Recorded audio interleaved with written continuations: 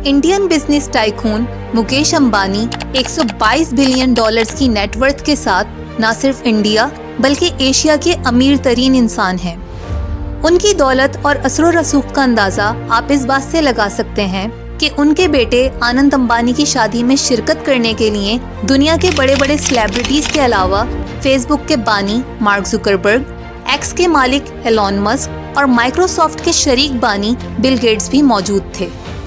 शादी में शरीक कुछ खास मेहमानों को 3 करोड़ मालियत की घड़ियां तोहफे के तौर पर दी गईं। इस शादी पर तकरीबन 5,000 करोड़ का खर्चा किया गया, जिसकी वजह से इसको एशिया की सबसे महंगी शादी करार दिया गया। अब यहाँ सवाल ये पैदा होता है कि आखिर मुकेश अंबानी के पास इतना पैसा आया कैसे कि वो न सिर्फ भारत बल्कि एशिया के अमीर तरीन इंसान बन गए, जबकि दूसरी तरफ ऐसी क्या वजूहात थीं जिनकी बिना पर उनके अपने भाई की नेटवर्थ आज जीरो हो चुकी है। आइए जानते हैं इस वीडियो में। मुकेश अंबानी की रिलायंस इंडस्ट्रीज का बिजनेस आज इंडिया में हर जगह फैला हुआ है, चाहे रिटेल सेक्टर हो या टेलीकॉम, क्रिकेट या पेट्रोलियम। यानी इंडिया में रहने वाला हर शख्स रोजाना की बुनियाद पर मुकेश अंबानी को किसी न किसी सूरत में प्रॉफिट दे रहा है। मुकेश अंबानी की इस लग्जरियस लाइफस्टाइल और कामयाबी के पीछे दरअसल उनके वालिद धीरू भाई अंबानी की मेहनत और उनकी बिजनेस स्ट्रेटेजी है, जिसने आज मुकेश अंबानी को कामयाबी की बुलंदियों पर पहुंचा दिया। इस कहानी का आगाज 1950 से होता है, जब धीरू भाई अंबानी 17 साल की उम्र में एक अच्छी जॉब की तलाश के लिए इंडिया से यमन चले गए। शुरुआत में वो एक पेट्रोल पंप पर काम करते थे, जहां उन्हें महज 300 रुपए माहाना तनख्वाह मिलती थी। कुछ अरसे बाद उन्होंने एक ट्रेडिंग कंपनी में क्लर्क की नौकरी शुरू कर दी, जहां उन्होंने 8 साल तक इंपोर्ट एक्सपोर्ट बिजनेस के साथ काम किया। 1958 में वो इंडिया वापस आ गए, लेकिन इस बार उनके पास एक बिजनेस आइडिया मौजूद था। यहाँ उन्होंने एक ट्रेडिंग बिजनेस स्टार्ट किया, जिसको रिलायंस कमर्शियल कॉरपोरेशन का नाम दिया गया। आपको जानकर हैरत होगी कि इस बिजनेस की शुरुआत एक छोटे से कमरे से की गई थी। शुरुआत में ये कंपनी सिर्फ स्पाइसेस यानी मसाला जात की ट्रेडिंग करती थी, और ये मसाले इंडिया से मिडिल ईस्ट और ईस्ट अफ्रीका एक्सपोर्ट किए जाते थे। गुज़िश्ता कई सालों से इंपोर्ट एक्सपोर्ट बिजनेस से वाबस्ता रहने की वजह से धीरू भाई अंबानी को इस काम का काफ़ी एक्सपीरियंस था, जिसकी वजह से ये बिजनेस बहुत तेज़ी से ग्रो करने लगा। कुछ अरसे बाद उन्होंने मैन्युफैक्चरिंग इंडस्ट्री में कदम रखने का इरादा किया और 1966 में रिलायंस टेक्सटाइल्स के नाम से एक नई कंपनी की बुनियाद रखी, जो कि सिंथेटिक टेक्सटाइल्स बनाती थी। उस वक्त इंडिया की टेक्सटाइल इंडस्ट्री बहरान का शिकार थी। कानपुर और मुंबई की टेक्सटाइल मिल्स बंद कर दी गई थीं। इंडियन गवर्नमेंट की तरफ से उस वक्त कॉटन पर काफ़ी सख्ती थी, इसलिए धीरू भाई अंबानी ने कॉटन के बजाय सिंथेटिक टेक्सटाइल्स पर काम करने का इरादा किया। सिंथेटिक टेक्सटाइल्स केमिकल प्रोसेस के जरिए बनाए जाते हैं, जैसा कि पॉलिएस्टर या नायलॉन। उस वक्त इसकी कॉस्ट भी कॉटन के मुकाबले में काफ़ी कम थी, इसलिए धीरू भाई अंबानी ने कॉटन के बजाय सिंथेटिक टेक्सटाइल्स का इस्तेमाल शुरू कर दिया, यानी केमिकल प्रोसेस के जरिए कपड़े बनाना शुरू कर दिए। और इस तरह वो न सिर्फ गवर्नमेंट की पॉलिसीज से बच गए, बल्कि कपड़े सस्ते होने की वजह से मार्केट में उनकी डिमांड भी बढ़ने लगी। यूं वक्त के साथ साथ रिलायंस इंडस्ट्रीज ग्रो करती गई। बड़े बड़े इन्वेस्टर्स के अलावा आम पब्लिक भी इसमें इन्वेस्ट करने लगी। रिलायंस इंडस्ट्रीज की कामयाबी का अंदाजा आप इस बात से लगा सकते हैं कि 1987 का क्रिकेट वर्ल्ड कप भी रिलायंस इंडस्ट्रीज ने स्पॉन्सर किया था, जिसकी वजह से इसको रिलायंस वर्ल्ड कप भी कहा जाता है। इसी दौरान रिलायंस ने कुछ और लाइसेंस के लिए भी अप्लाई कर दिया, ताकि वो पेट्रोकेमिकल की मैन्युफैक्चरिंग कर सके, क्योंकि धीरू भाई ने जो टेक्सटाइल इंडस्ट्री स्टार्ट की थी उसके लिए उनको दूसरी इंडस्ट्रीज से पेट्रोकेमिकल्स खरीदने पड़ते थे। इसलिए उन्होंने अपना पेट्रोकेमिकल बिजनेस स्टार्ट करने का इरादा किया, ताकि वो पूरी सप्लाई चेन को खुद कंट्रोल कर सकें। इस तरह उन्होंने रिलायंस पेट्रोलियम इंडस्ट्री में भी अपने कदम जमा लिए। लेकिन यहाँ एक टर्निंग पॉइंट आता है। 1986 में धीरू भाई अंबानी एक स्ट्रोक से गुजरते हैं, जिसकी वजह से उनके बिजनेस की सारी जिम्मेदारी उनके 2 बेटों मुकेश अंबानी और अनिल अंबानी पर आ जाती है।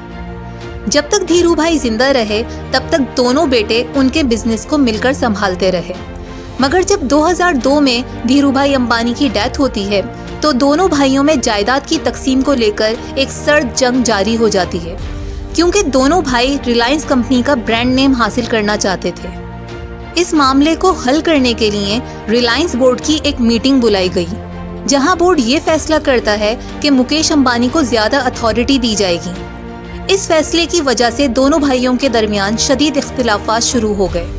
मामले की नज़ाकत को देखते हुए उनकी मां कोकिला बेन ने यह फैसला किया कि तमाम जायदाद दोनों भाइयों के दरमियान तकसीम कर दी जाए। इस तरह रिलायंस इंडस्ट्रीज को दोनों भाइयों के दरमियान डिवाइड कर दिया गया। रिलायंस गैस, ऑयल, मैन्युफैक्चरिंग और पेट्रोकेमिकल्स मुकेश अंबानी के हिस्से में आए, जबकि रिलायंस टेलीकॉम, एनर्जी और रिलायंस कैपिटल अनिल अंबानी को मिले। कारोबार की इस तकसीम से मामलात कुछ हद तक तो बेहतर हो गए, लेकिन फिर भी दोनों भाइयों के इख्तिलाफात ख़त्म न हुए और बाज़ औक़ात ये इख्तिलाफात कोर्ट तक जा पहुँचे। अनिल अंबानी और मुकेश अंबानी ने अपने अपने बिजनेसेस को ग्रो करने के लिए डिफरेंट स्ट्रेटजीज अपनाना शुरू कर दी। 2008 में जब इंडियन प्रीमियर लीग यानी IPL का आगाज़ हुआ तो मुकेश अंबानी ने मुंबई इंडियंस को ख़रीद लिया और कई सालों तक इस टीम की परफॉर्मेंस के ज़रिए रिकॉर्ड प्रॉफिट जनरेट किया। 2006 से 2008 तक दोनों भाइयों की नेटवर्थ में कुछ ज़्यादा डिफरेंस नहीं था, लेकिन फिर आहिस्ता आहिस्ता हालात बदलना शुरू हो गए और अमीर तरीन लोगों की फहरिस्त में अनिल अंबानी की रैंकिंग गिरती चली गई और मुकेश अंबानी की रैंकिंग बढ़ती चली गई। 2008 में इस रैंकिंग के मुताबिक मुकेश अंबानी 5वें और अनिल अंबानी 6ठे नंबर पर थे, लेकिन आहिस्ता आहिस्ता अपनी कुछ गलतियों और गलत स्ट्रेटजीज की वजह से अनिल अंबानी इस लिस्ट से आउट हो गए। अनिल अंबानी के इस डाउनफॉल में कुछ हद तक उनके अपने भाई मुकेश अंबानी का भी हाथ था। दरअसल इन दोनों के दरमियान एक एग्रीमेंट था जिसके मुताबिक मुकेश अंबानी ऐसा कोई बिजनेस नहीं करेंगे जिससे अनिल अंबानी के बिजनेस को कोई नुकसान हो। लेकिन 2010 में ये एग्रीमेंट ख़त्म हो गया और इसी साल रिलायंस इंडस्ट्रीज ने 4,800 करोड़ रुपए में इन्फोटेल के 95% शेयर्स खरीद लिए। याद रहे कि ये इंडिया की पहली कंपनी थी जिसने पूरे मुल्क में 4G ब्रॉडबैंड स्पेक्ट्रम फैला दिया था। आगे चलकर इसको रिलायंस जियो का नाम दिया गया। 2016 में मुकेश अंबानी ने रिलायंस जियो को लॉन्च किया, जिसमें कॉल्स, डेटा और मैसेजेस को पब्लिक के लिए फ्री कर दिया गया, जिसका नतीजा ये निकला कि सिर्फ चंद दिनों में रिलायंस जियो के पास 1.5 करोड़ से ज़्यादा कस्टमर्स आ गए।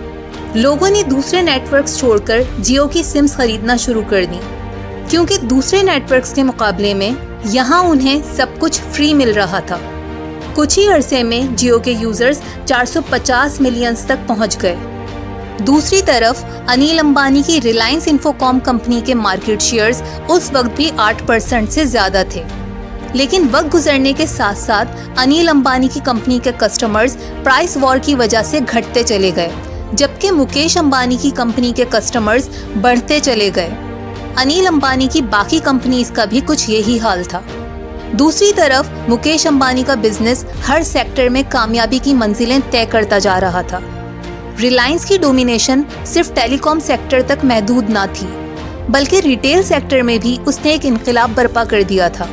पूरे इंडिया में स्मार्ट बाजार के नाम से सुपरमार्ट्स और डिस्काउंटेड स्टोर्स खोले गए, जहां कंज्यूमर्स को तमाम अशिया एक ही जगह पर मिल जाती थीं, और वो भी डिस्काउंटेड रेट्स पर। गर्ज ये कि मुकेश अंबानी का बिजनेस इंडिया के हर सेक्टर में डोमिनेट कर रहा था। दूसरी तरफ अनिल अंबानी अपने बिजनेस को मुख्तलिफ सेक्टर्स में जल्द अज जल्द ग्रो करना चाहते थे, जिसकी वजह से उनके अखराजात बढ़ते चले गए, लेकिन अखराजात के मुकाबले में वो इतना प्रॉफिट जनरेट ना कर सके। अनिल अंबानी के डाउनफॉल का एक रीज़न ये भी था कि उनका ग्रुप मार्केट के बड़े बड़े ब्रांड्स के साथ कम्पीट कर रहा था। मिसाल के तौर पर रिलायंस कम्युनिकेशंस उस वक्त मार्केट में मौजूद एयरटेल, वोडाफोन और जियो का मुकाबला ना कर सकी और फाइनली बैंकरप्ट हो गई। आज अनिल अंबानी की नेटवर्थ 0 है, जबकि मुकेश अंबानी एशिया के पहले और दुनिया के अमीर तरीन लोगों की फहरिस्त में 11वें नंबर पर हैं। उम्मीद है आपको ये वीडियो पसंद आई होगी। इस तरह की मज़ीद इंफॉर्मेटिव वीडियोस के लिए आप इस चैनल को सब्सक्राइब कर सकते हैं। Thanks for watching this video.